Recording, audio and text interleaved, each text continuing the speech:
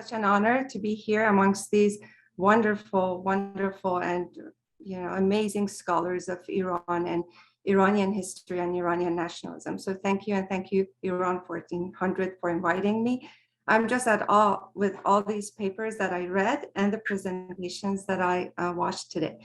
So if you allow me, I want to have a synopsis of what we listened to and then open the floor to audience's questions, because I think there is a thread that goes through these papers, and it's just, yes, listening to one after another, but then let's put them all together and see what we can respond to or ask questions about. So I start with, let's say, the main idea of Dr. Nafisi's paper. So that a desire for modern self predominates the efforts of the youth in Iran to step out of traditional framework of gender relations and marriage that they find archaic, into cohabitation, into white marriage.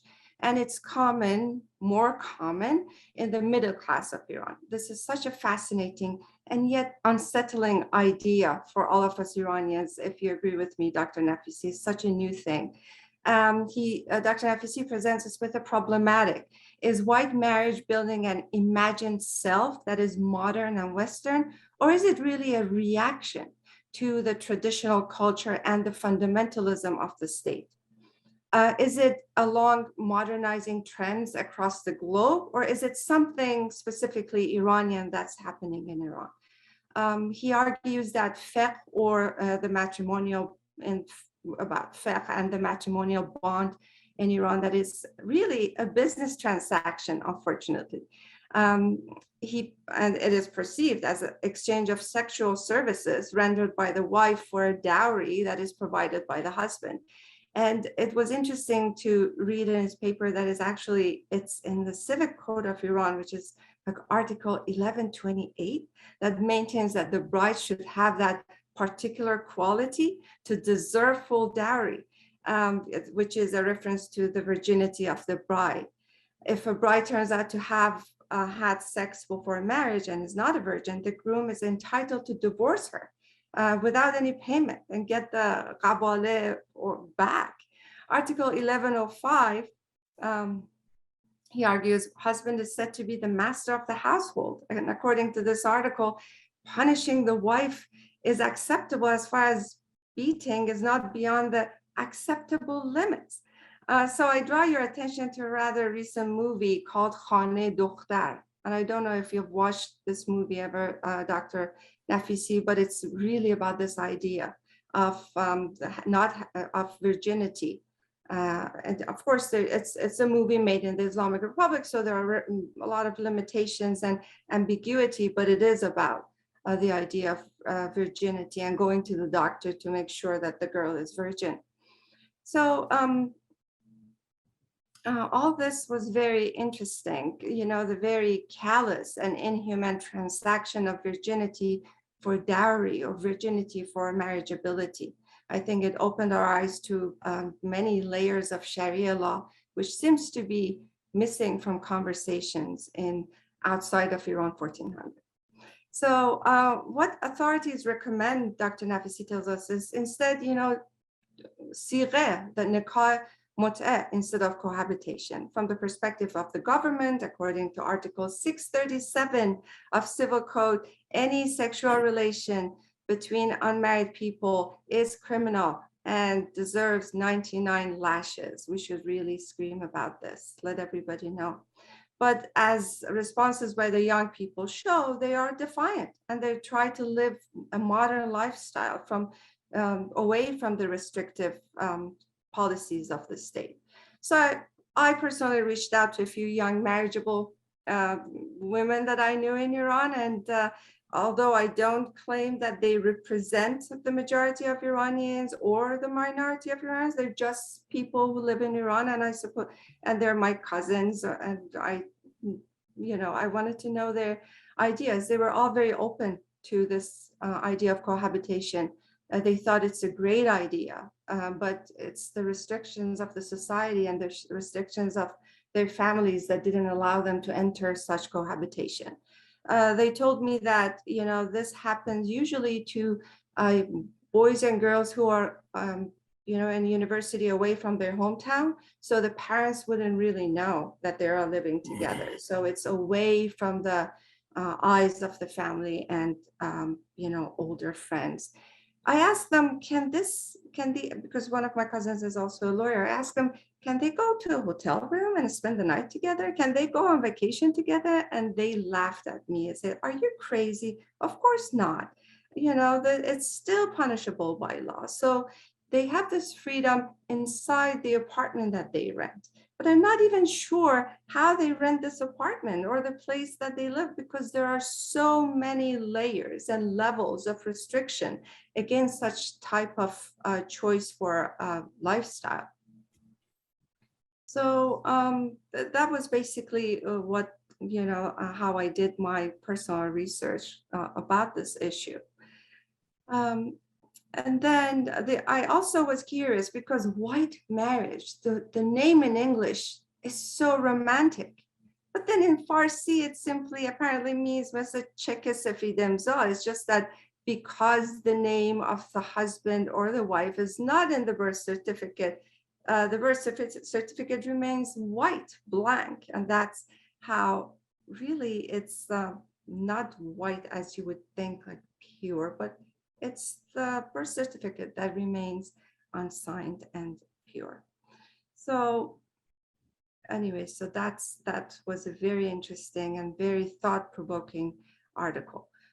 And my question to Dr. Nafisi would be, is it the institution of marriage per se that is what Iranians are standing against, or is it defiance to the state that advertises temporary marriage, advertises polygamy, advertises child marriage, advertises compulsory hijab, which is related to all those other things, and is a state that is based in gender apartheid?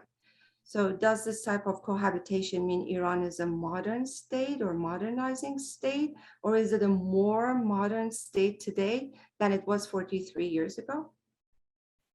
These would be probably the questions that we could discuss. So I can draw a line from Dr. Nafisi's article to Dr. Hassami's paper, whereby he argues that Iranians have to face the fact that religion, Islam in general, and Shiite Islam in particular, has played the most important role in the turn of events in the modern history of the country. And if Iranians want to move forward enough, they need to acknowledge this truth and come to terms with it, and maybe move on. Dr. Sami personifies national identity and argues that just like a person, just like an individual, a nation is constantly changing and growing and needs to come to terms with its past. The heftiest load for Iranians seems to be religiosity, according to him. National identity, national character, national partialities, or tendencies seem to show that religion plays an important role in the history of Iran and even modern history, and specifically modern history of Iran. And so what are Iranians to do with this heavy weight, this baggage? They should somehow come to terms with it and make a decision. We are a religious nation and this is it, or we have been a religious nation, but we want to move on and ahead. So that's the question. This point in the essay will later bring us to Dr. Alizadeh's analysis, what it means to be an Iranian, what it means to have that collective identity or protocol identity that I will later go to. But Dr. Sami considers 1905 constitutional revolution as the, may I argue, cutting off the umbilical cord of Iranians from fiqh. Maybe not so successfully, but an attempt, because then we have Million and we have Mazhabiyun. And then were we successful at that? Were we not? And then where do we put the religious figures who actually led this constitutional revolution, which was supposed to be a mashrute and not a mashru'ah?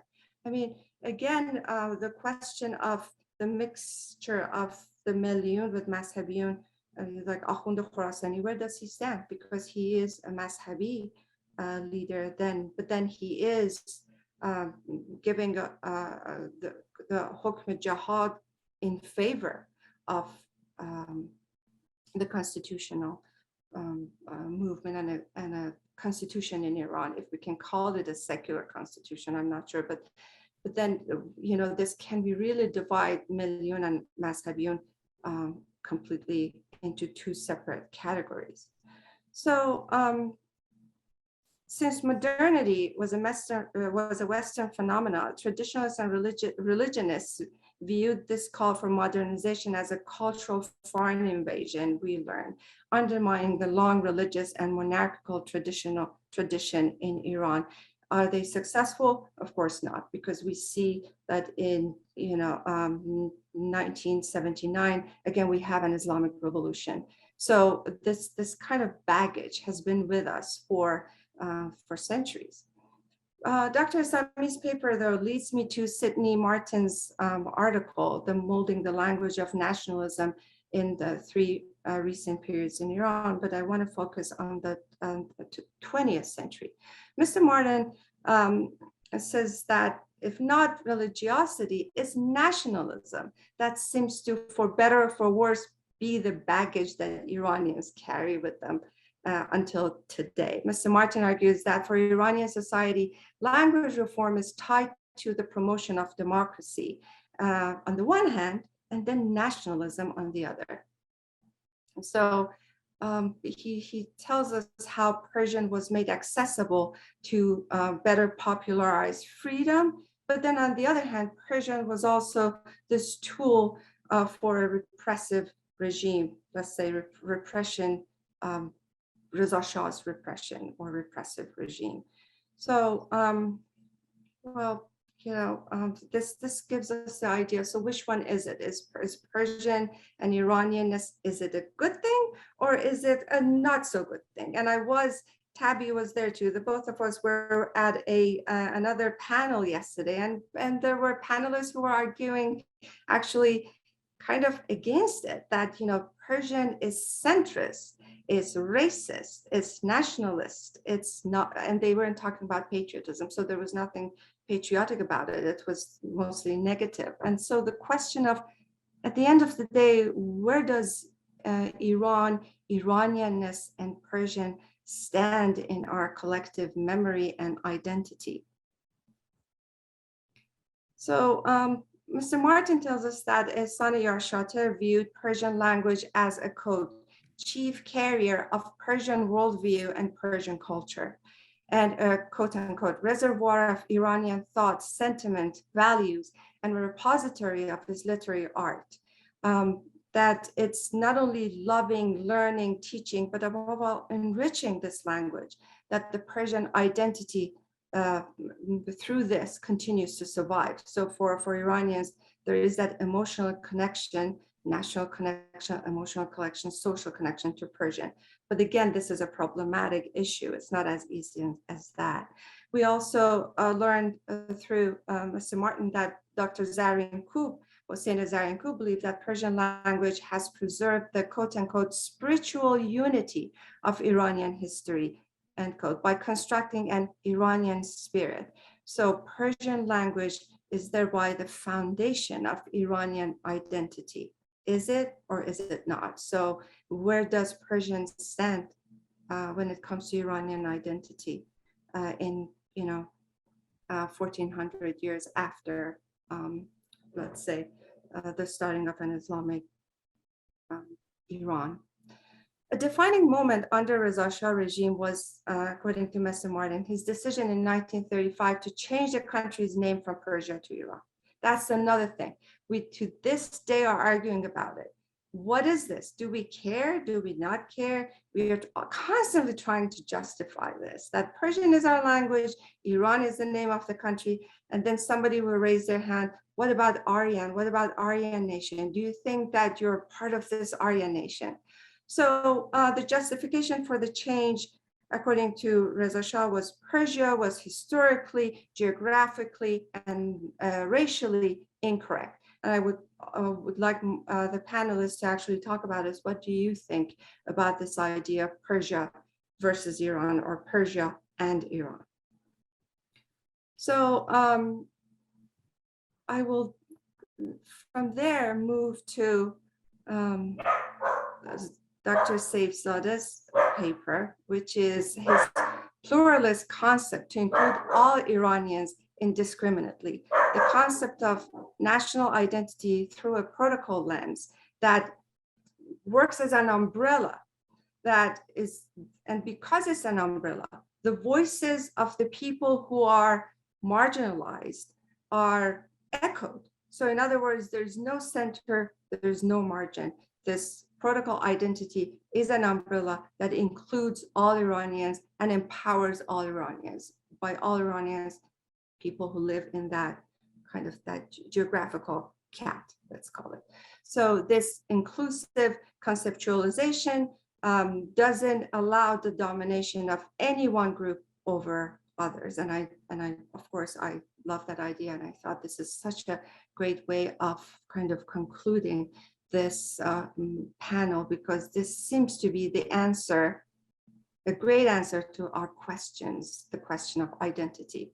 So Dr. Alizadeh tells us that Ferdowsi, Iran's foremost epic poet, and the other poets of Iran, they had this moral, mystical sensibilities towards the construction of a more inclusive and a more cosmopolitan Iranian identity, which does not fall into the usual trap of exclusivism associated with religious or nationalist identities. Protocol identity, he says, is a mechanism to define identity in contextual terms, of course, without sacrificing one's authentic self. But according to him, because identity is not fixed, and we as humans are constantly